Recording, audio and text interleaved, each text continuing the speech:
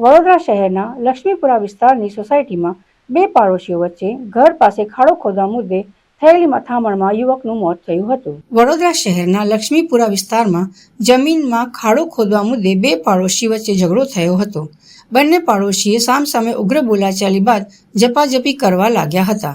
તે દરમિયાન પિયુષ ઠાકોરને ધક્કો વાગતા તેઓ નીચે પડી ગયા હતા, જેમાં માથાના ભાગે ઇન્ટરનલ ઇન્જરી થવાના કારણે તેમાં બેભાન થઈ ગયા હતા, જેથી પરિવારના સભ્યો ગભરાઈ ગયા હતા, જેથી તેમને સારવાર માટે સરકારી હોસ્પિટલમાં લઈ જવામાં આવ્યા હતા, જ્યાં ફરજ પરના તબીબે પિયુષ રાઠોડને મૃત જાહેર કર્યો હતો. ઘટનાની જાણ થતાં પોલીસની ટીમ ઘટના સ્થળે દોડી આવી હતી. પોલીસ દ્વારા લાશનું પોસ્ટમોર્ટમ કરાવવાની કાર્યવાહી હાથ ધરી છે. બીજી તરફ પોલીસ દ્વારા પાડોશી પંકજ પંચાલ, તેમની માતા અને પત્ની પોલીસ સ્ટેશન ખાતે લઈ આવી આગળની કાર્યવાહી હાથ ધરી છે. અત્રે ઉલ્લેખનીય છે કે ગોરવા પોલીસ સ્ટેશનના પીઆઈ કિરીટ લાઠિયા પણ હોસ્પિટલ દોડી આવ્યા હતા.